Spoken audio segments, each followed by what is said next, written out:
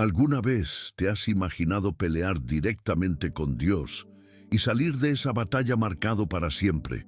Hoy serás testigo de una historia real y profunda sobre un hombre que se atrevió a enfrentarse a lo divino y recibió no solo un nuevo nombre, sino un destino eterno.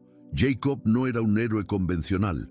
Hizo trampa, se escapó, sufrió pérdidas devastadoras y estuvo marcado por intensos conflictos familiares.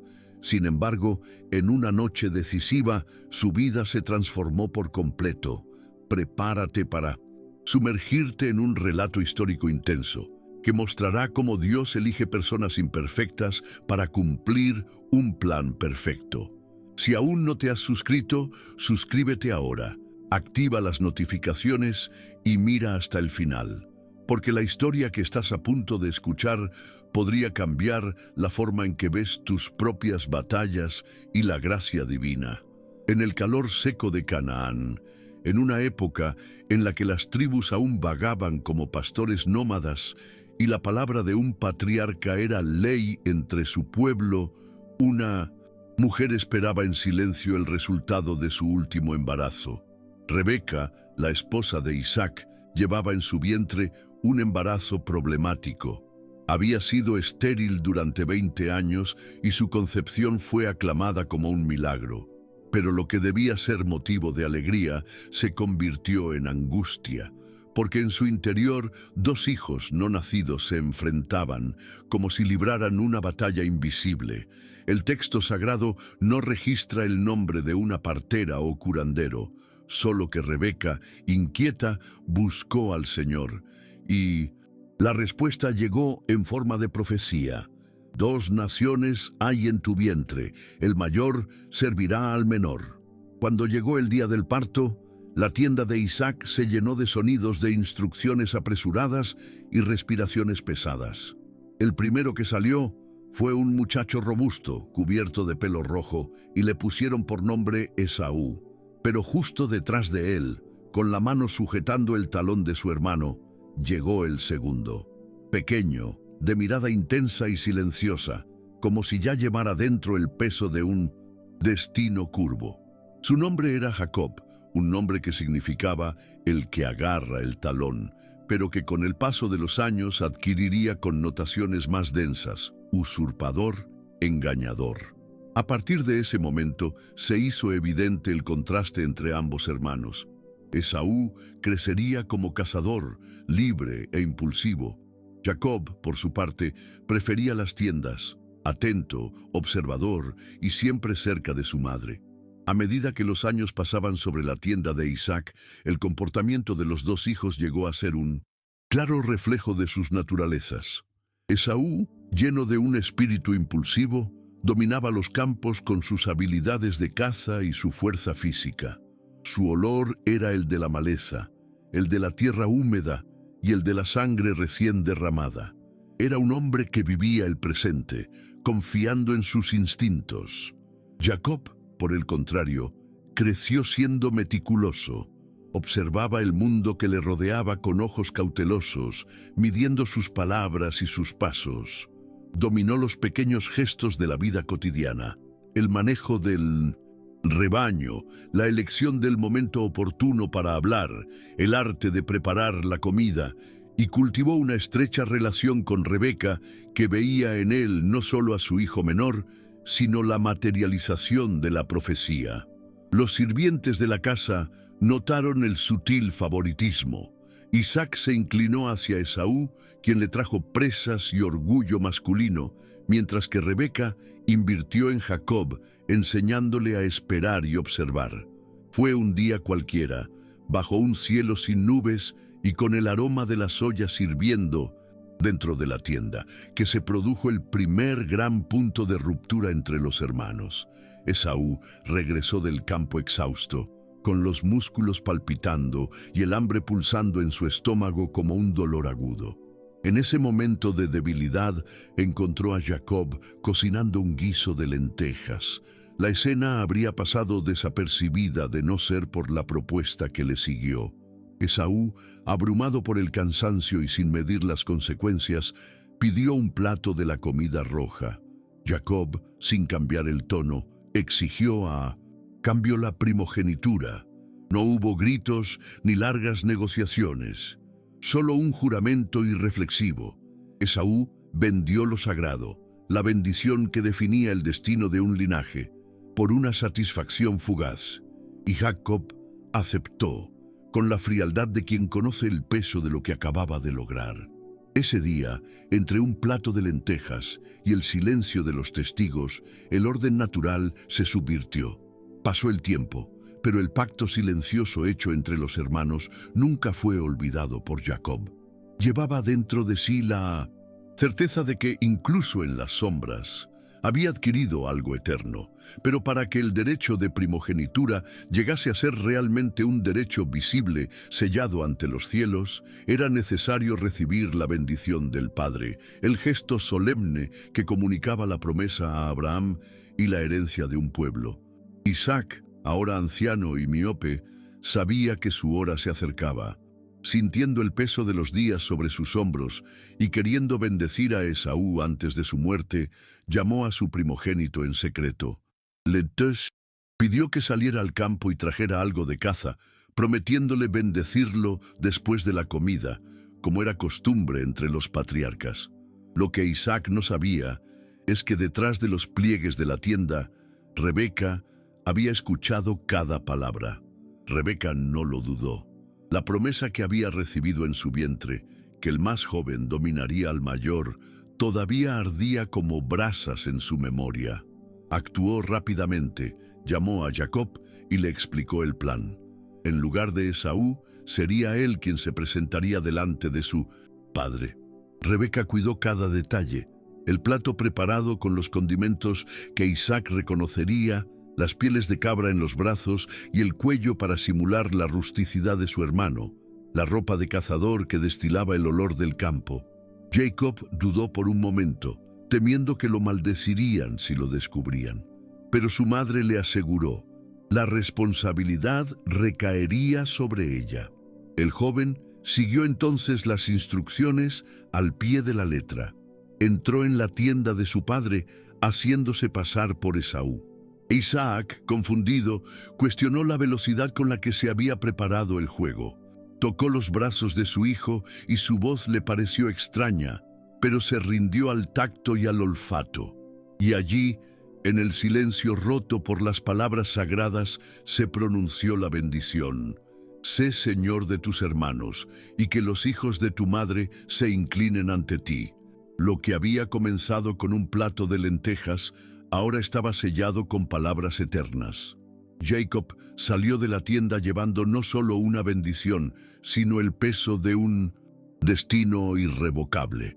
No tardó mucho en salir a la luz la verdad. Esaú regresó del campo con su presa todavía chorreando sangre y con los ojos brillando de anticipación. Preparó la comida, tal como había ordenado su padre, y entró en la tienda con paso firme. Isaac, al oír su voz, tembló. Un espeso silencio cayó sobre la habitación cuando se dieron cuenta de su error. El anciano tembló de indignación e impotencia. Sus palabras, ya pronunciadas, no podían ser revocadas.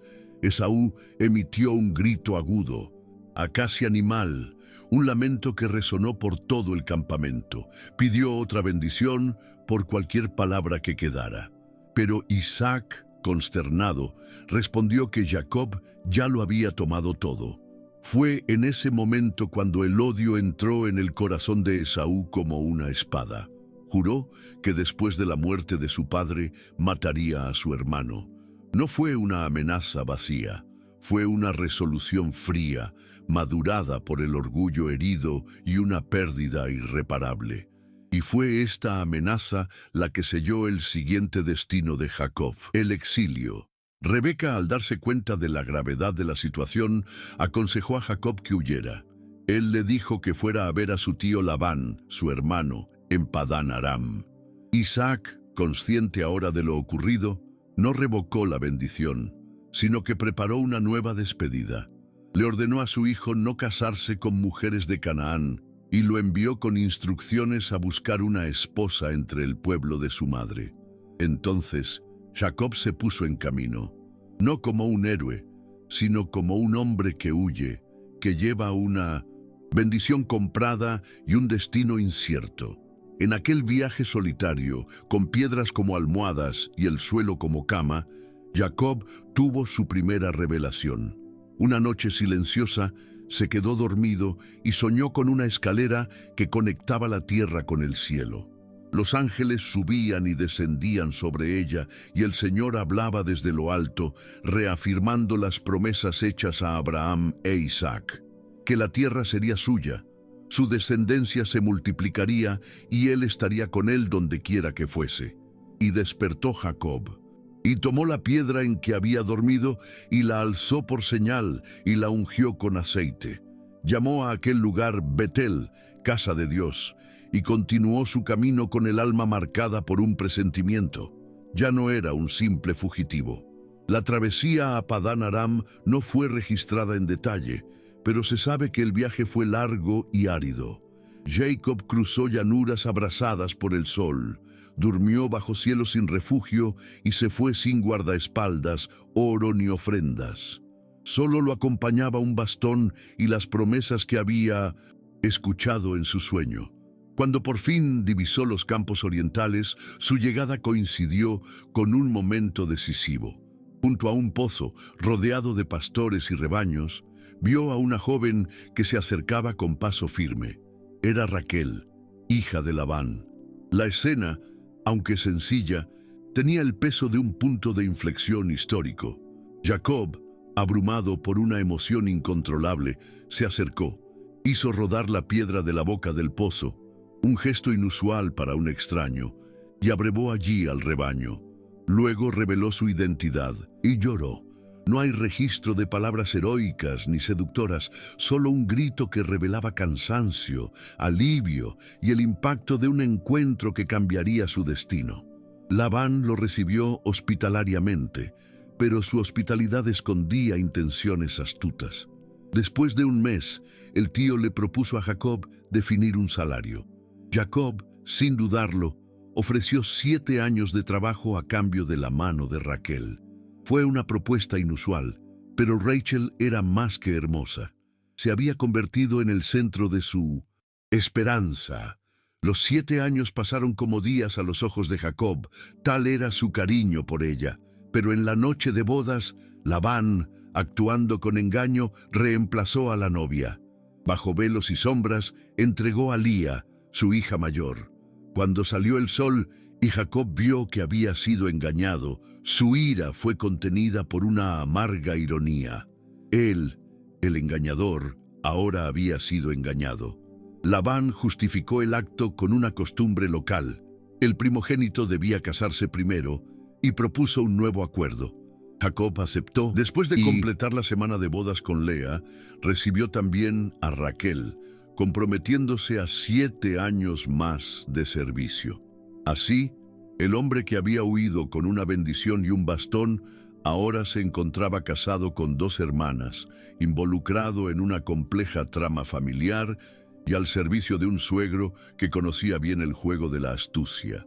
El doble matrimonio no trajo la paz. En cambio, encendió una amarga rivalidad entre las 2 hermanas que duraría años. Lea, aunque despreciada en el corazón de Jacob, fue la primera en darle hijos. El Señor, viendo que ella estaba abandonada, abrió su vientre. Nacieron Rubén, Simeón, Leví y Judá, cada uno con un nombre que reflejaba el anhelo de una mujer de ser amada. Pero Jacob todavía se sentía atraído por Raquel, cuya belleza estaba acompañada de dolorosa esterilidad. Incapaz de concebir, estaba consumida por los celos y la desesperación. Ella le rogó a Jacob que le diera hijos, y como no los tuvo, le dio a su sierva Bila como concubina, aceptada entre los pueblos semitas de la época. Bila tuvo 2 hijos, Dan y Neftalí. Lea, no queriendo quedarse atrás, hizo lo mismo con su sierva Silpa, quien dio a luz a Gad y Aser. En poco tiempo, Jacob se convirtió en padre de 8 hijos de 4 mujeres diferentes, en una tensa red de afectos desequilibrados, disputas y alianzas silenciosas dentro de su propio hogar. Esta dinámica doméstica, marcada por el favoritismo y el resentimiento, no impidió que el rebaño de Jacob prosperara. A lo largo de los años, sirviendo fielmente a Labán, el patriarca acumuló ganado, sirvientes, camellos e influencia. Sin embargo, la relación con su suegro se deterioró. Labán cambió los términos del acuerdo repetidamente, tratando de evitar que Jacob se independizara. Pero incluso bajo manipulación, Jacob prosperó. Había una bendición invisible que lo acompañaba. Mediante ingeniosas prácticas de crianza de sus rebaños, y según el relato bíblico, también por guía divina, Jacob comenzó a multiplicar los animales manchados y moteados que le pertenecían según el contrato. Con el tiempo, su riqueza superó a la de Labán, y la envidia surgió no solo en el corazón de su suegro, sino también en el de sus hijos. Sintiendo el ambiente hostil, Jacob tomó una decisión silenciosa. Era hora de partir. Reunió a sus esposas, les expuso la situación y con sus hijos y sirvientes huyó en secreto, atravesando el desierto hacia la tierra de sus padres. Fue un éxodo silencioso, pero lleno de tensión. Dejaba atrás 20 años de trabajo, conflictos y engaños, y regresaba hacia un pasado inacabado, donde Esaú aún vivía. La fuga no pasó desapercibida por mucho tiempo. 3 días después de la partida de Jacob, Labán fue informado y, enfurecido, reunió hombres y salió en su persecución. Durante 7 días atravesaron valles y llanuras hasta llegar al campamento de Jacob en las colinas de Galaad. Fue el reencuentro inevitable entre 2 hombres marcados por años de desconfianza y acuerdos rotos. Pero esa noche, antes de que se produjera el enfrentamiento, Labán tuvo un sueño. En el sueño, Dios le advirtió: cuidado con hablarle a Jacob, ni lo bueno ni lo malo. Al amanecer, la tensión flotaba como polvo en el aire. Labán confrontó a Jacob, acusándolo de robo y de falta de respeto por tomar cautivas a sus hijas y huir sin despedirse. Jacob respondió con franqueza, mencionando su temor de que Labán lo detuviera por la fuerza. Él negó haber robado nada, sin saber que Raquel, su esposa favorita, había tomado los ídolos domésticos de su padre. Para demostrar su inocencia, permitió que Labán registrara todo. Raquel, escondiendo los ídolos en la silla del camello, se sentó sobre ellos y afirmó estar en sus días de purificación, evitando la inspección. Labán no encontró nada. El enfrentamiento terminó con una tregua sospechosa. Erigieron un mojón de piedras como testimonio, un límite simbólico. Labán regresaría al norte y Jacob continuaría su camino hacia el sur.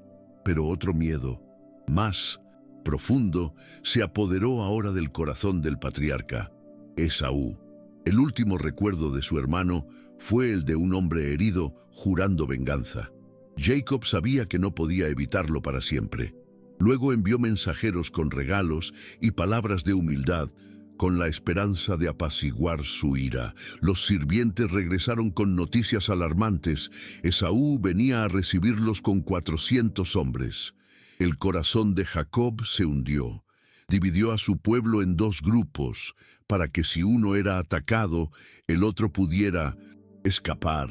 Envió caravanas de regalos, rebaños enteros de ovejas, camellos, vacas y burros, dispuestos en oleadas sucesivas.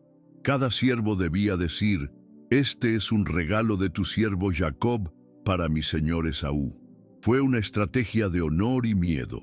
Pero cuando la noche cayó sobre el vado del río Jaboc, Jacob sintió que ninguna ofrenda sería suficiente. Esa noche sería diferente a todas las demás. Esa noche, Jacob fue separado de su familia. Después de cruzar el vado del Jaboc, quedó solo envuelto en un espeso silencio. El viento soplaba a través de los árboles retorcidos y solo el sonido del río rompía la oscuridad. Era una soledad deseada, pero cargada de tensión. Algo en su espíritu sabía que este encuentro con Esaú sería más que una reconciliación entre hermanos. Allí, en el umbral del cruce, cargaba el peso de toda su vida, los errores, las fugas, los miedos, las bendiciones y los juramentos. Fue como si el pasado lo hubiera alcanzado y la única forma de avanzar fuera cruzar no solo un río, sino una frontera invisible. Y fue entonces cuando apareció la figura. Nadie lo había anunciado, no se pronunció ni una palabra, pero Jacob no huyó ni retrocedió. El hombre, o el ser, se enfrentó a él en la oscuridad y ambos se lanzaron a un combate silencioso y agotador que duró toda la noche. No había espadas ni lanzas, solo cuerpos entrelazados en un esfuerzo continuo, como si el destino estuviera siendo arrancado de cada músculo. No hay registro de gritos ni insultos, solo sonido de fricción y respiración agitada. Jacob luchó como alguien que sabía que no podía perder. No se sabe cuánto duró, pero cuando el amanecer amenazaba con tocar el horizonte, el hombre tocó la articulación del muslo de Jacob, dislocándolo con un simple gesto. Aunque estaba herido, Jacob no retrocedió. Agarrando a su oponente, exigió una bendición. «No te dejaré ir a menos que me bendigas». Las palabras no fueron dichas en un tono de arrogancia, sino de profunda necesidad, como si uno supiera que estaba ante algo divino y que ese momento era definitivo. Entonces el hombre le preguntó su nombre. «Jacob», respondió. Y allí, en el umbral entre la noche y el día, entre el dolor y la revelación, llegó la respuesta que sellaría toda su existencia. «Ya no será tu nombre Jacob, sino Israel, porque has luchado con Dios y con los hombres y has vencido». El ser desapareció tal como vino, y Jacob, cojeando ahora a causa de su muslo, miró hacia arriba. Comenzaba a salir, y aquel lugar se llamaría Peniel, porque allí, según sus palabras, había visto a Dios cara a cara y había sido preservado. El reencuentro con Esaú tuvo lugar unas horas después. El suelo todavía estaba húmedo por el rocío y la luz de la mañana proyectaba largas sombras sobre el valle. Jacob se acercó con cautela, encabezando la fila de sirvientes, esposas e hijos. Los dividió en grupos, primero las siervas y sus hijos, luego Lea y los suyos, y finalmente Raquel y José. Él mismo siguió adelante, inclinándose 7 veces hasta llegar a su hermano. Cada reverencia era un gesto de rendición, un intento de disolver décadas de tensión. Esaú, sin embargo, se sorprendió. Corrió al encuentro de Jacob y lo abrazó. Lloraron juntos. No hubo discursos ni acusaciones, solo un largo abrazo, donde el pasado parecía suspendido. Era imposible saber qué estaba sucediendo dentro de Esaú, si estaba movido por la misericordia, por el anhelo, o si la ira se había disipado con el paso de los años. Pero en ese momento, la venganza que pendía como una espada sobre la cabeza de Jacob se disolvió por el gesto inesperado de su hermano. Los regalos preparados por Jacob fueron inicialmente rechazados por Esaú, quien afirmó que tenía suficiente. Pero Jacob insistió, diciendo: «Si he hallado favor ante tus ojos, acepta este regalo de mi mano, pues ver tu rostro es como ver el rostro de Dios». Había allí una reverencia no solo por su hermano, sino por la liberación que había sentido desde la noche anterior. Esaú aceptó y los dos hablaron brevemente sobre el futuro. Esaú sugirió que viajaran juntos, pero Jacob cortésmente se negó, citando el ritmo lento de los niños y el ganado. Le prometió volver a verlo en Seir, aunque nunca hay constancia de que hubiera ido. En lugar de eso, Jacob fue a Sucot, donde construyó cabañas y se quedó por un tiempo. Más tarde se estableció en las cercanías de Siquem, dentro de la tierra de Canaán. Allí compró un campo, edificó un altar e invocó el nombre del Dios de Israel. El hombre que una vez había huido por miedo, ahora comenzó a echar raíces en su tierra prometida, pero incluso con una aparente paz, las sombras de la rivalidad, la pérdida y la inestabilidad familiar aún se cernían sobre su hogar, y pronto surgirían nuevas pruebas. Fue en Siquem donde el nombre de Jacob volvió a asociarse con la lamentación. Dina, hija de Lea, salió una vez a visitar a las hijas de la tierra, como era costumbre entre las jóvenes de la región. Pero la ciudad, aunque próspera, no compartía los valores de la casa de Jacob. Siquem, hijo de Hamor, príncipe de aquella tierra, vio a Dina y la tomó por la fuerza. Después de eso, intentó enmendar el crimen con palabras de amor y una propuesta de matrimonio. Hamor buscó a Jacob para negociar la unión, pero Jacob esperó a que sus hijos regresaran antes de darle una respuesta. Cuando Simeón y Leví, hermanos de Dina, oyeron lo sucedido, el sentimiento que surgió no fue el de diplomacia, sino el de justicia vengativa. Fingiendo estar de acuerdo, exigieron que todos los hombres de la ciudad fueran circuncidados como condición para el matrimonio. Hamor aceptó y convenció a su comunidad. Al tercer día después del ritual, cuando los hombres aún estaban débiles, Simeón y Leví entraron en la ciudad con espadas. Mataron a todos los hombres, incluidos Siquem y Hamor, y saquearon la ciudad. Se llevaron mujeres, niños, ganado y riquezas. Jacob estaba asombrado, no por la muerte de los siquemitas, pues entendió que la sangre derramada era consecuencia de una brutal violación, sino por el riesgo que entrañaba la masacre. Me habéis perturbado haciéndome odioso entre los habitantes de esta tierra, dijo a sus hijos. Temía que los pueblos vecinos se unieran contra él y destruyeran su hogar. La familia ahora estaba marcada no solo por la bendición, sino por el peso de la violencia. Y fue en este contexto de miedo y fragilidad que Dios volvió a hablar a Jacob. Le ordenó subir a Betel, el Sintos, lugar donde había hecho un voto años antes, cuando huía de Esaú. Jacob obedeció. Antes de partir, reunió a toda su familia y ordenó a todos que guardaran los dioses extraños que habían adquirido, tal vez traídos por Raquel o por los sirvientes tomados de Siquem. Enterró los ídolos debajo del árbol en Siquem y purificó su casa. Cuando llegaron a Betel, construyeron un altar, y Dios se le apareció de nuevo a Jacob, confirmando su nombre. Ya no te llamarás Jacob, sino que Israel será tu nombre.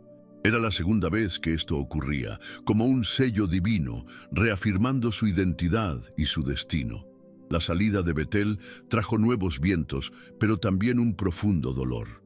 Poco después, mientras viajaban hacia Efrata, Raquel entró en labor de parto. Fue su segundo embarazo, y el último. El dolor empezó en el camino, lejos de cualquier ciudad, con solo tiendas improvisadas y manos inexpertas alrededor. El parto fue difícil. Con cada contracción, el grito de Raquel rasgaba el silencio de las colinas. La partera, tratando de calmarla, le anunció: «No tengas miedo, porque también tendrás este hijo». Pero ya era demasiado tarde. Cuando nació el niño, Raquel, con el rostro pálido y la mirada ya distante, lo llamó Benoni, hijo de mi dolor. Jacob, sin embargo, no permitió que este nombre marcara al niño para siempre. Lo llamó Benjamín, hijo de mi mano derecha, quizás como un intento de reorientar el significado de aquel trágico nacimiento. Raquel murió allí en el camino y fue enterrada en Efrata, que más tarde se llamaría Belén. Jacob erigió un pilar sobre su tumba, y ese pilar, según dicen los registros antiguos, permaneció en pie durante generaciones. La muerte de Raquel dejó una marca irreversible en el alma de Jacob. Su duelo fue silencioso, pero visible en la forma en que comenzó a tratar a Benjamín, el último vínculo vivo con su amada. José, el primogénito de Raquel, ya era objeto de favoritismo, pero después de la muerte de su madre, este afecto se intensificó. Fue un cariño desproporcionado que se manifestó en gestos, palabras y regalos, como la capa multicolor que les regalaron. Pero este amor exclusivo sembró semillas de envidia entre los hermanos. Rubén, Simeón, Leví, Judá y los demás consideraban a José un intruso, alguien que había usurpado el afecto que, por derecho de nacimiento o esfuerzo, debería haber sido suyo. José, a su vez, empeoró la situación al relatar sueños en los que se veía exaltado por encima de sus hermanos. Soñaba con gavillas de trigo inclinándose ante las suyas, o con el sol, la luna y las estrellas postrándose. Jacob lo reprendió, pero guardó sus sueños para sí. Había algo familiar en ellos, algo que recordaba a antiguas promesas. Sin embargo, los acontecimientos se estaban alineando para provocar una nueva ruptura dentro de la propia casa de Israel. Una mañana, Jacob envió a José a los campos de Siquem para ver cómo estaban sus hermanos y el rebaño. El muchacho, que tenía 17 años, se fue sin oponer resistencia, como siempre hacía cuando obedecía a su padre. Pero los hermanos, viéndolo desde lejos, vieron una oportunidad, no solo para librarse de la presencia constante de José, sino para suprimir los sueños que, para ellos, rayaban en la arrogancia. Reunidos bajo el sol abrasador, debatieron si matarlo. Fue Rubén quien evitó el derramamiento directo de sangre, sugiriendo que la arrojaran a una cisterna vacía. La intención oculta era rescatarlo más tarde. Pero mientras Rubén estaba ausente, los demás vieron que se acercaba una caravana de ismaelitas. Judá, pensando en obtener una ganancia silenciosa y en una manera de librarse del problema sin derramamiento de sangre, sugirió venderlo. Y así lo hicieron. José fue llevado como esclavo a Egipto. Para encubrir el crimen, mojaron el manto colorido en sangre de cabra y se lo dieron a su padre. Jacob reconoció la tela y, ante lo que creyó que era una prueba de la muerte de su hijo, rasgó sus ropas, se cubrió de cilicio y rechazó el consuelo. «Descenderé a mi hijo enlutado hasta el sepulcro», dijo, y durante días el campamento quedó sumido en el luto. Jacob envejeció con ese dolor no resuelto. La ausencia de José se convirtió en una sombra constante. Ninguno de los otros niños llenó el vacío. Aunque la familia creció en número, el corazón del patriarca permaneció roto. Pasaron los años. El hambre llegó a la tierra de Canaán, y Jacob, siempre cuidadoso con los víveres, ordenó a sus hijos que descendieran a Egipto a comprar grano. Él no sabía que José era ahora gobernador de la tierra, exaltado por el faraón después de interpretar sueños que predecían 7 años de abundancia seguidos de 7 de escasez. Cuando los hermanos regresaron de su primer viaje, trajeron grano, pero también una exigencia. La próxima vez debían llevar a Benjamín. Jacob se resistió por temor a perder a su último hijo con Raquel.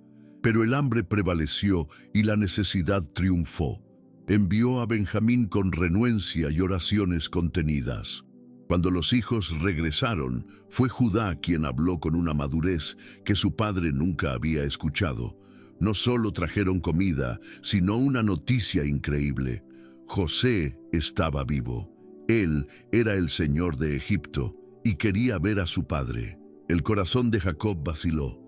Por un momento, su espíritu casi se le escapó, pero cuando vio las caravanas que enviaba José, creyó. Y entonces, por primera vez en años, se encendió una esperanza concreta. Jacob partió hacia Egipto con el alma dividida entre el alivio y la incertidumbre. Fue un viaje que décadas antes habría parecido inconcebible. El patriarca de Israel abandonando la tierra prometida para habitar una tierra extranjera. Pero ahora viejo y destrozado por años de pérdida y exilio emocional, siguió el camino que lo llevaría a reunirse con el hijo que creía muerto. Cuando llegó a Beerseba, ofreció sacrificios al Dios de su padre Isaac. Y aquella noche, el Señor se le apareció en una visión y le dijo: «No tengas miedo de descender a Egipto, porque allí yo haré de ti una gran nación». Con esta promesa renovada, Jacob descendió con todos sus hijos, nietos, siervos y rebaños. 70 almas en total. El viaje desde el desierto hasta el fértil delta del Nilo fue largo, pero lleno de propósitos. Cuando llegó, envió a Judá por delante para que se preparara para encontrarse con José. José se echó sobre el cuello de su padre y lloró durante largo rato. Jacob, ya encorvado por la edad, declaró: «Ahora moriré, porque he visto tu rostro, y aún estás». Sus palabras no eran poéticas, eran palabras agotadas. El faraón recibió a la familia con honores, concediéndoles la tierra de Gosén, una región fértil separada del centro egipcio, apta para pastores. José presentó 5 de sus hermanos al faraón, quien los reconoció como hombres capaces y los empleó para administrar los rebaños del reino. Jacob también fue llevado ante el faraón. Cuando le preguntaron por su edad, respondió: «Los días de los años de mi peregrinación son 130 años, pocos y malos han sido los días de los años de mi vida». No hubo jactancia, solo la conciencia de una existencia marcada por las luchas. En los años que siguieron, Jacob vivió bajo el cuidado de José, viendo crecer a sus nietos en una tierra extraña, pero bajo la seguridad de un gobierno favorable. Pero incluso allí nunca dejó de ser extranjero. Él nunca llamó a Egipto su hogar. En su corazón, Canaán seguía siendo el lugar de la promesa, la tierra que le había sido mostrada a Abraham, el lugar de descanso de sus padres, y esta convicción moldearía sus decisiones finales, incluso frente a la prosperidad temporal que lo rodeaba. Ya avanzado en edad, Jacob sentía que el tiempo se agotaba como arena escurriéndose entre sus dedos. Un día llamó a José a su cama y con voz débil pero firme le pidió que hiciera un juramento. «No me enterrarás en Egipto», dijo. «Me llevarás con mis padres». José lo prometió y su padre, aliviado, se recostó en la cama. Pero había otra bendición que otorgar, una que iba más allá de la costumbre común. Jacob llamó nuevamente a José, esta vez con sus 2 hijos, Manasés y Efraín. Los muchachos, nacidos en Egipto, criados entre palacios y costumbres extranjeras, ahora se encontraban ante su abuelo hebreo. Jacob, casi ciego, les pidió que se acercaran. Los bendijo como si fueran sus propios hijos, elevándolos al mismo nivel que los demás patriarcas de la casa. José puso a Manasés a la derecha de Jacob como primogénito y a Efraín a su izquierda. Pero Jacob cruzó sus brazos y puso su mano derecha sobre Efraín. José intentó corregir el gesto, pero Jacob se negó. «Lo sé, hijo mío, lo sé», y profetizó que aunque Manasés llegaría a ser grande, Efraín sería más grande. Una vez más se repitió el modelo de elección divina, no por derecho de nacimiento, sino por la voluntad soberana de Dios.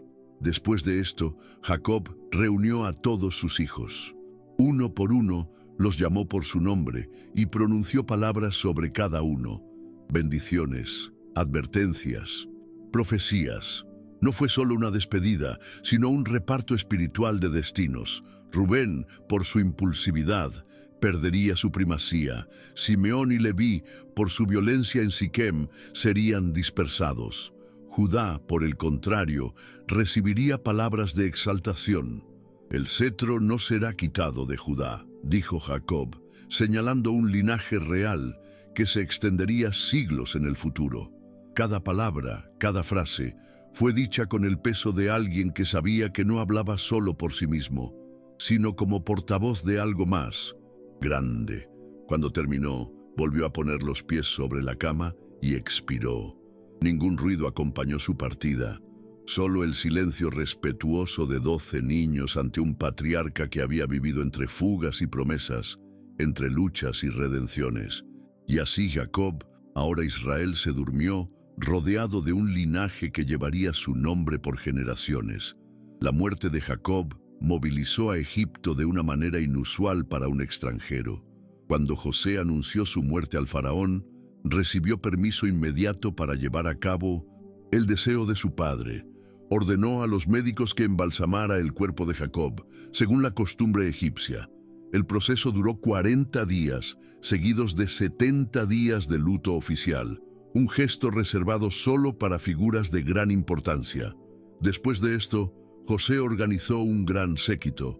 Carros, jinetes, sirvientes, hermanos y ancianos de ambas tierras acompañaron la procesión hacia Canaán.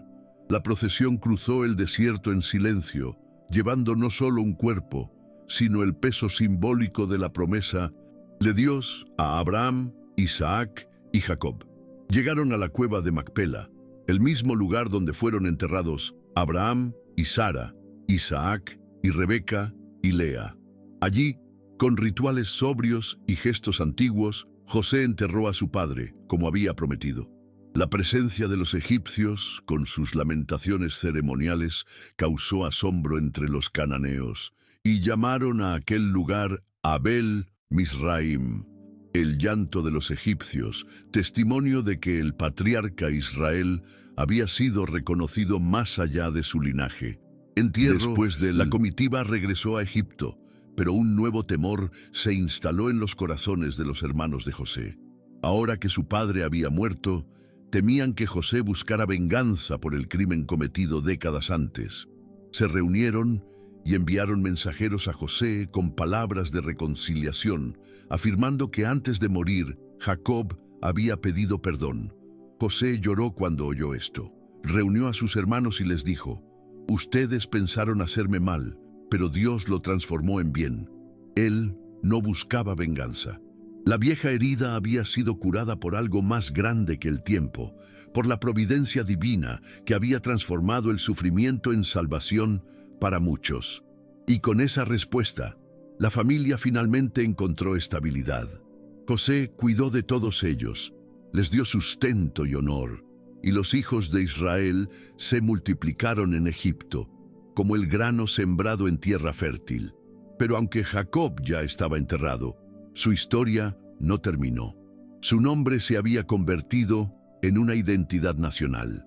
La casa de Israel era ahora un solo pueblo, y lo que había comenzado con la lucha de un hombre solitario en las orillas del río Jaboc continuaría como un linaje destinado a llevar el pacto de Dios sobre los hombros de la historia. Aunque los años siguientes trajeron estabilidad, el silencio de la narrativa sobre Jacob después de su muerte no borró su influencia. Los nombres de sus hijos se convirtieron en tribus, sus campamentos en clanes, y su linaje pasó a medirse ya no por individuos, sino por multitudes.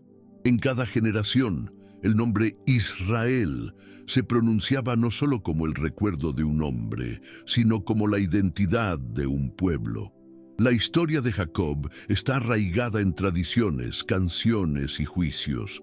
Se contaba en las noches de luna llena alrededor del fuego, cuando los mayores enseñaban a los más jóvenes sobre los tiempos de los patriarcas.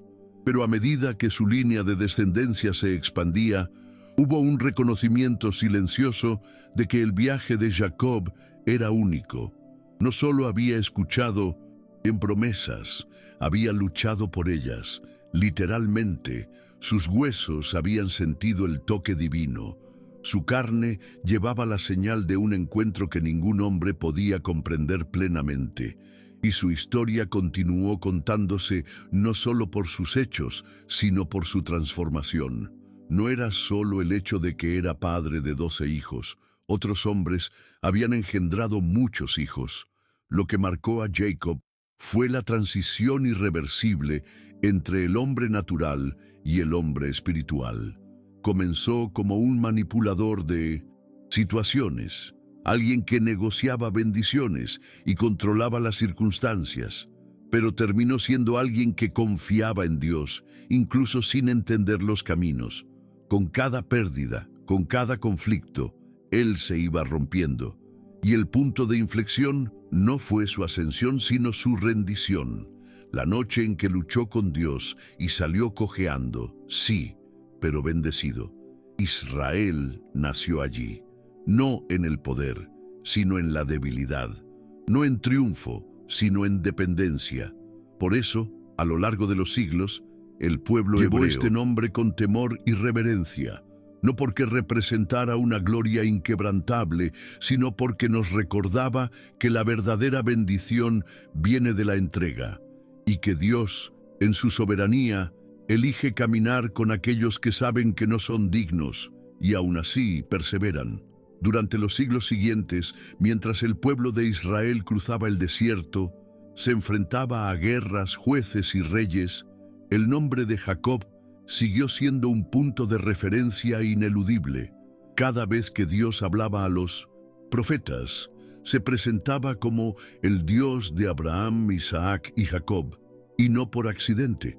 Jacob fue el epítome de la tensión humana entre la promesa y el fracaso, entre la elección y la consecuencia. Su trayectoria no fue la de un justo intocable, sino la de un hombre transformado por el viaje. Esto lo hizo profundamente identificable para cada generación que también cometió errores. Cayó, tuvo miedo y aún así siguió adelante. El altar que construyó en Betel, el pilar que erigió sobre la tumba de Raquel, las palabras que pronunció sobre sus hijos, cada hito en su vida llegó a ser entendido como una ruta sagrada. Un mapa donde cada punto era una estación de dolor y revelación. Y por muchos otros nombres que aparecieran en la escena de la fe, ninguno superaría la fuerza simbólica de lo que le ocurrió a Jacob en las orillas del río Jaboc. Los escribas registraron su historia con precisión y reverencia. No ocultaron sus errores ni suavizaron sus equivocaciones. La verdad de Jacob, misma verdad que la de Israel, un pueblo llamado no por méritos, sino por propósitos. Esta conciencia con el tiempo se arraigó en la cultura del pueblo hebreo. En las sinagogas se leían sus obras. En las lamentaciones se recordó su dolor. En las victorias, su persistencia fue exaltada. Y en el silencio entre generaciones, su nombre permaneció como recordatorio de que Dios todavía luchaba con los hombres, no contra ellos, sino por ellos. Cuando las tribus se dispersaron y el templo cayó, todavía se decía, el Dios de Jacob es nuestro refugio.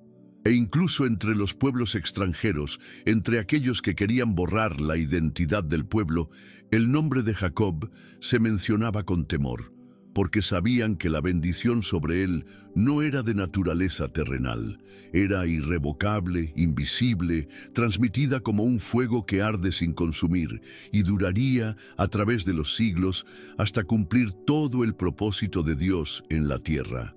Incluso después de su muerte, el nombre Jacob continuó, utilizándose en las Escrituras en paralelo con el nombre Israel, no por descuido, sino a propósito.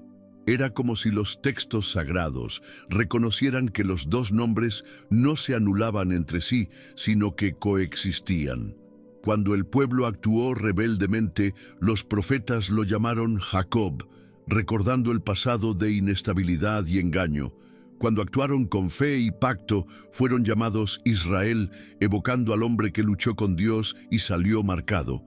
Esta alternancia reforzaba una verdad constante: el pueblo era ambas cosas. Llevaba dentro de sí la tensión entre la carne y el espíritu, entre la huida y la llamada. Y esto hizo que la historia de Jacob no fuera solo pasada, sino presente. Una lente a través de la cual Israel podía verse a sí mismo en cada generación, no como héroes inmaculados, sino como hombres y mujeres en proceso, llamados constantemente a recordar que su identidad nació de una lucha librada en silencio, en una noche en la que Dios decidió no destruir, sino transformar. La tierra, los descendientes de Jacob, crecieron en número y en fuerza. Se multiplicaron en Egipto hasta convertirse en una amenaza para el nuevo faraón, que no conocía a José. Allí comenzó la esclavitud, pero incluso bajo el yugo, los israelitas continuaron clamando al Dios de sus padres. Y cuando Dios decidió actuar, no lo hizo con palabras nuevas, sino con un recuerdo. He visto la aflicción de mi pueblo en Egipto, y me he acordado de mi pacto con Abraham, Isaac y Jacob. La liberación que vendría a través de Moisés no sería una creación del momento, sino el cumplimiento de antiguas promesas. Jacob, incluso muerto, todavía hablaba. Su historia fue la raíz sobre la que descansaron las ramas de la futura redención. Cada paso en el desierto, cada tribu marchando al son de la trompeta, cada piedra levantada en memoria del Éxodo, todo llevaba ecos del hombre que décadas antes había cruzado un vado solo, temeroso de su hermano, y había emergido con un nuevo nombre. Dios no comenzó algo nuevo con Moisés. Continuó lo que había sellado con un hombre que cojeaba y llevaba una bendición. El legado de Jacob también quedó establecido en las estructuras geográficas de la tierra prometida. Cada tribu que heredaba un territorio lo hacía bajo el nombre de uno de sus hijos. Desde la frontera norte de Dan hasta las tiendas de Judá en el sur, los límites de la tierra de Israel eran el desarrollo concreto de las bendiciones que Jacob había pronunciado en su lecho de muerte.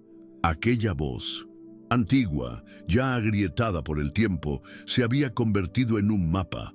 La herencia del patriarca no se medía solo en hijos, sino en fronteras, ciudades, reinos, e incluso siglos después, cuando los reyes se sentaban en el trono de Jerusalén, todavía se decía que reinaban sobre la casa de Jacob. Fue un nombre que los profetas nunca permitieron que se borrara. Isaías, hablando al pueblo rebelde, clamó: «Oh casa de Jacob, venid y caminemos a la luz del Señor». Y Jeremías, en medio de la ruina inminente, anunció: «No temas, siervo mío Jacob, porque yo te salvaré de lejos».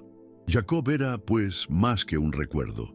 Fue una referencia constante, una raíz identitaria que sostuvo incluso a aquellos que se habían desviado del camino. Con el tiempo, incluso el Nuevo Testamento retomaría su historia. Jesús, al hablar con la mujer samaritana junto al pozo, la oyó hacer una referencia directa al patriarca. ¿Acaso eres tú mayor que nuestro padre Jacob, que nos dio este pozo? Y más tarde, cuando los evangelistas quisieron justificar el linaje mesiánico, no pasaron por alto a los patriarcas, los incluyeron. El nombre de Jacob aparece como vínculo entre Abraham y Cristo, no como un mero ancestro lejano, sino como pieza fundamental en la construcción de la identidad redentora. Fue como si Dios hubiera decidido deliberadamente no construir su plan con figuras idealizadas, sino con hombres como Jacob, herido, contradictorio, pero transformado. La cruz que se erigiría en Jerusalén mucho más tendría raíces en promesas hechas bajo las estrellas, entre tiendas, en noches de huida. Y entre todas estas promesas, la más insistente fue la hecha a Jacob: «Yo estaré contigo y te guardaré donde quiera que vayas». Ninguna palabra cayó al suelo, ni siquiera para un hombre que comenzó su vida aferrado al talón de otro. No es casualidad que, a lo largo de las generaciones, los eruditos y maestros de la ley nunca hayan logrado tratar a Jacob con indiferencia. No era el más fuerte entre los patriarcas, ni tampoco el más justo, pero fue, sin duda, el más humano. Su nombre estaba escrito no solo en los rollos sagrados, sino también en lo más profundo del alma de un pueblo que siempre vivió entre promesas y pruebas. Era fácil verse reflejado en Jacob, alguien que amaba, temía, mentía, corría, anhelaba y al final regresaba. No como el mismo hombre, sino como alguien que había sido tocado, marcado por un Dios que se revelaba no en templos, sino en vigilias solitarias. Por eso lo citaban los ancianos en las sinagogas, por eso su nombre fue cantado en las oraciones hechas en el exilio, cuando todo parecía perdido, porque Jacob fue la señal de que Dios no camina con los perfectos, sino con los que se entregan, y que una vida entera puede transformarse en una sola noche, si el hombre tiene el coraje de no dejar ir a aquel que lo visita en las sombras. Entre los descendientes de Jacob, el nombre Israel se convertiría en una bandera, un reino, un pueblo, una promesa y una nación. Pero pocos recordarían que, a lo largo de los siglos, este nombre nació entre dolor, sudor y clamor. Que antes de que existiera una nación, había un hombre solo, al borde de un río, luchando con un ser que no podía explicarse, pero exigía rendición. Y que la marca de la victoria no era un trono, sino un hueso dislocado. Israel, nombre que ha atravesado exilios, holocaustos, reconstrucciones y diásporas, nació de un hombre herido. Y eso importaba. Fue importante porque mantuvo viva la conciencia de que la promesa nunca estuvo ligada a la fuerza humana, sino a la fidelidad divina. No fue la fuerza de Jacob lo que movería los cielos, sino su insistencia en no soltar al Eterno. Al final de esa lucha no había derrotado a Dios, sino que se había derrotado a sí mismo. Y por esto le bendijo el Señor. Este era el misterio que los escribas preservaban, que los profetas evocaban y que el pueblo repetía en silencio. Dios lucha con los hombres y a veces los transforma mientras sangran. A lo largo de los siglos, a medida que los peregrinos se acercaban a la antigua región de Belén, algunos todavía se detenían ante una simple columna de piedra incrustada en el suelo árido. Allí, según la tradición, estaba la tumba de Raquel, la amada esposa de Jacob. Muchos no sabían quién yacía bajo aquellas piedras, pero los escribas y los hombres del linaje sí lo sabían. Fue el lugar donde Israel lloró con un grito diferente, no de miedo ni de culpa, sino de pérdida irreparable. No hubo engaño, no hubo escape, no hubo negociación, solo el dolor crudo de un hombre que, bendecido como era, no pudo escapar de los vientos de la mortalidad. Jacob, el patriarca, el hombre que vio escaleras en el cielo, que luchó con ángeles, que engendró 12 tribus, también supo lo que era enterrar un pedazo de su alma. Y fue en ese punto del camino que el corazón de Israel finalmente se rompió, no por la derrota, sino por el amor. No sería una exageración decir que cada etapa de la vida de Jacob estuvo fundamentada. En Betel, una columna marcó su huida y su voto. En Peniel, su cuerpo quedó marcado por la lucha. En Efrata, el dolor tomó memoria en piedra. En Macpela, su cuerpo descansaría entre sus padres, completando un ciclo que comenzó con una promesa hecha a Abraham. Nada en su trayectoria era etéreo. Cada bendición, cada lamento, cada visión y cada reencuentro tenían un lugar concreto, visible, palpable. Esto hizo de Jacob un patriarca diferente. No era un símbolo abstracto, sino un hombre cuyos pasos podían seguirse. Y esta materialidad de su historia dio peso a la fe de su pueblo. Al recordar a Jacob, los hijos de Israel no solo estaban pensando en doctrinas, estaban pensando en caminos recorridos, lugares tocados y decisiones difíciles tomadas. Él era el puente entre lo invisible y lo tangible, entre el Dios que habla desde los cielos y el hombre que responde desde la tierra. Y así, incluso siglos después, cuando se mencionaba el nombre Israel, no se trataba solo de geopolítica o de descendencia.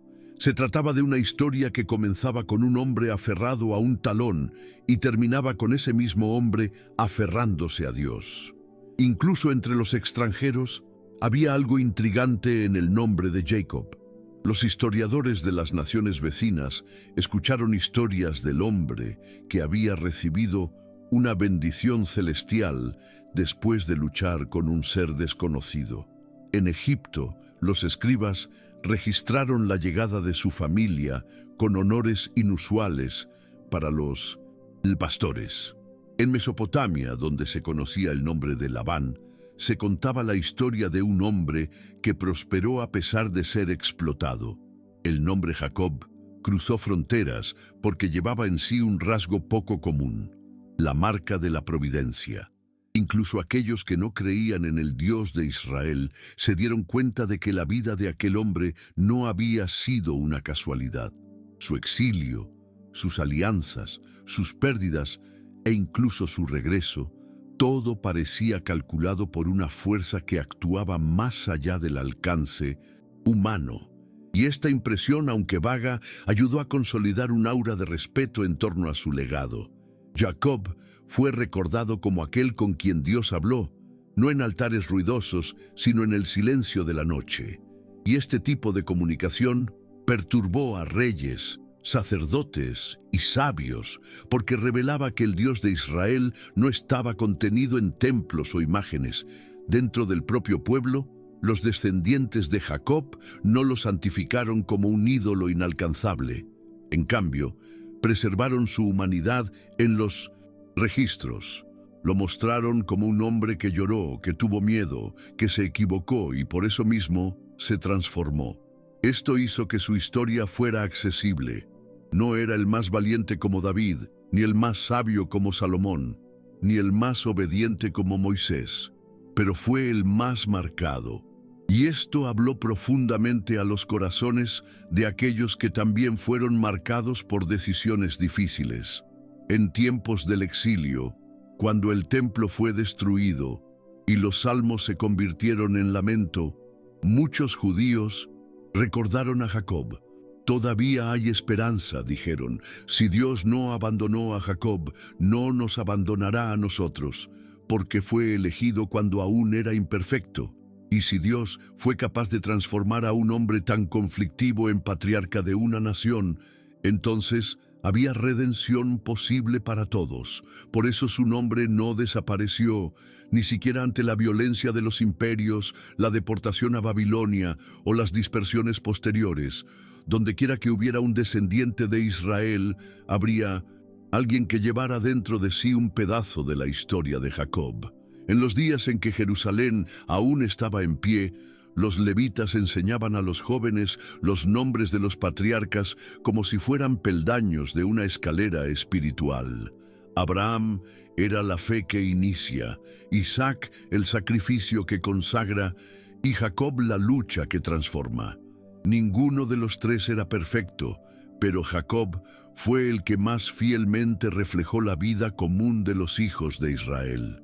Su camino estuvo marcado por tensiones familiares, disputas, decisiones arriesgadas y períodos de absoluto silencio, cuando parecía que Dios estaba ausente. Pero fue en ese silencio que descendió la revelación, no como un rayo o un fuego, sino como un ser que luchó con él mano a mano hasta el amanecer. Este aspecto de su historia fue lo que más conmovió los corazones afligidos, porque demostró que Dios no se escondía de los conflictos humanos, Él habitaba en ellos. Jacob no ganó por la fuerza, sino por su insistencia en no soltarse, y eso convirtió su lucha en una bendición. Por eso, incluso en los momentos en que el pueblo se sentía derrotado, el nombre de Jacob era invocado no como un lamento, sino como un recordatorio de que hay victoria para aquellos que no se rinden en mitad de la noche. La historia de Jacob también dio forma al lenguaje de la oración. Durante muchas generaciones, los judíos aprendieron a orar diciendo, «Oh Dios de Jacob», y no solo Dios de Abraham, porque Abraham podía parecer distante, el hombre de fe, inquebrantable. Pero Jacob era el hombre de los fracasos, de las huidas, de los dolores reconocibles. Clamar al Dios de Jacob era clamar al Dios que comprende el cansancio de los que huyeron, el dolor de los que perdieron, el miedo de los que engañaron y se encontraron perseguidos por las consecuencias. Era un clamor al Dios que responde a la perseverancia y transforma las cicatrices en sellos de pacto. Por eso, en las primeras horas de angustia, muchos no pedían visiones, sino encuentros. No oraron por grandes señales, sino por una presencia que lucharía con ellos hasta que amaneciera la luz. Y aún sin entender, confiaron en que el mismo Dios que no destruyó a Jacob, sino que le dio un nuevo nombre, todavía luchaba junto a aquellos que perseveraban en la fe. Este fue el legado del patriarca, no solo una nación, sino una manera de conocer a Dios, no a través del escape, sino a través de la resistencia. Con el paso de los siglos, las huellas de Jacob no se limitaron a la memoria religiosa, sino que influyeron en la forma en que el pueblo de Israel se percibía a sí mismo como colectivo. Los israelitas sabían que no eran un pueblo elegido por una virtud innata, sino por un llamado que venía acompañado de dolor, renuncia y enfrentamientos con el propio ego. Así como Jacob fue confrontado en Peniel, cada generación enfrentó su propia noche de lucha, los momentos de cautiverio, los exilios forzados, las persecuciones e incluso el silencio profético que cayó sobre Israel. Durante siglos, todo fue visto a la luz de aquella noche en el vado de Jaboc. El dolor del pueblo no lo distanció de su identidad. Al contrario, lo reforzaron. Recordaron que se llamaban Israel, no porque habían derrotado a sus enemigos, sino porque habían perseverado en la presencia de Dios, incluso cuando Él parecía oculto. Jacob se había convertido en un espejo colectivo, un hombre que llevaba dentro de sí las contradicciones de todo un pueblo, elegido pero herido, bendecido pero exiliado, transformado pero todavía cojeando. Y es precisamente en esta paradoja donde reside la fuerza de la narración de Jacob. Él nunca dejó de ser Jacob, incluso después de convertirse en Israel. El nuevo nombre no borró el antiguo, simplemente reveló su plenitud. Israel era la identidad redimida, pero Jacob era el recuerdo que sostenía la humildad, una victoria recordada, el otro, el origen. Y era esencial que ambos coexistieran, porque un pueblo que olvida que una vez fue Jacob, corre el riesgo de perder el temor que lo mantiene dependiente de Dios. Por eso, los profetas mantuvieron vivos ambos nombres en sus oráculos. Llamaron al pueblo Jacob cuando querían despertar el arrepentimiento y Israel cuando anunciaban la restauración. La alternancia no fue aleatoria, fue pedagógica. Recuerda que el Dios que transforma también confronta, que Él abraza, pero también desplaza, y que toda verdadera bendición está precedida de una entrega. En última instancia, la historia de Jacob nos enseña que hay noches en las que Dios no habla, Él lucha, y los que no se rinden vuelven cojeando, pero vuelven con un nuevo nombre. Si consideramos la vida de Jacob en su conjunto, no vemos un camino recto, sino una espiral marcada por avances, retornos, desviaciones y reencuentros. Su viaje no fue el de un conquistador, sino el de un sobreviviente moldeado por la presencia divina. Recorrió tierras extranjeras, fue engañado y engañador, padre y sirviente, fugitivo y jefe de clan. Pero en todas estas fases, Dios no lo abandonó, y quizás este sea el gran mensaje silencioso que transmite su historia. La fidelidad de Dios no está condicionada por la perfección del hombre. El pacto no se rompe ante el fracaso. Por el contrario, se revela más claramente en el valle, en el dolor, en la pérdida y en la lucha. Por eso la historia de Jacob ha sobrevivido a imperios, siglos y desiertos, porque resuena como una canción de resistencia para todos aquellos que, en medio del caos de la vida, aún eligen aferrarse a la promesa, incluso si para hacerlo tienen que luchar toda la noche. Y cuando los antiguos hablaban de fe, no señalaban solo el Sinaí o el templo de Salomón. Señalaron una tienda de campaña junto a un río, a un hombre sudoroso con un muslo dislocado que se negaba a soltar la presencia que lo desafiaba.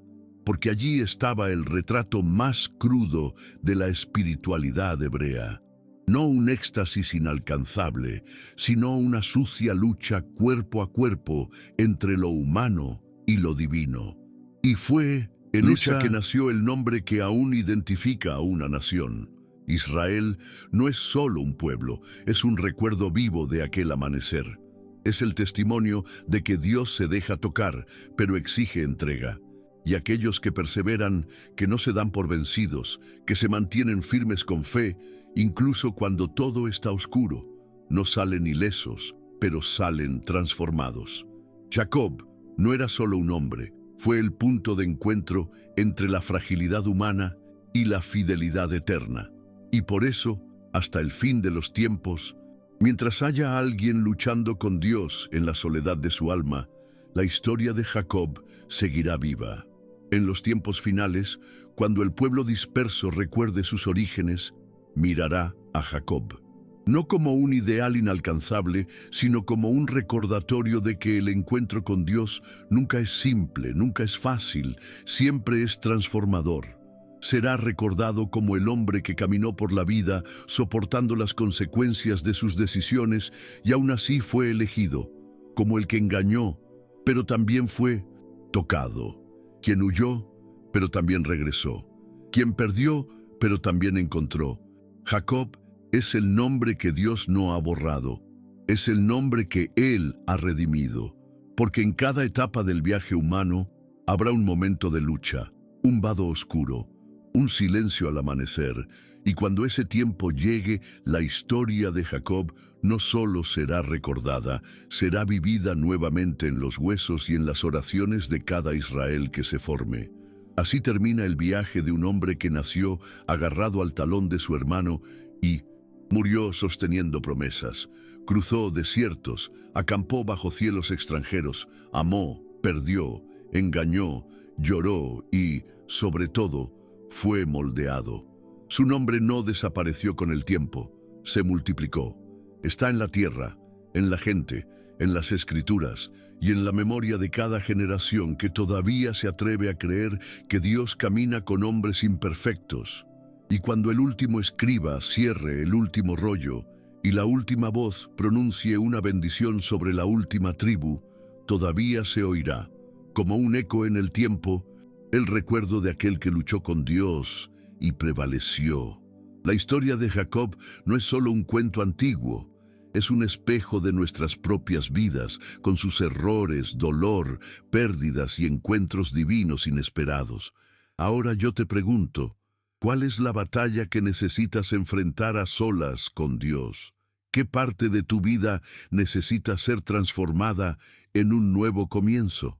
Comparte tus pensamientos en los comentarios a continuación y recuerda, las bendiciones no llegan sin lucha, pero aquellos que perseveran reciben un nuevo nombre.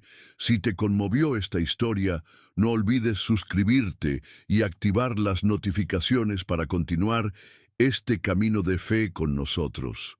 Mire el próximo video recomendado en la pantalla ahora mismo, que profundizará aún más su comprensión de la gracia que cambia la vida. Que Dios te bendiga y hasta la próxima.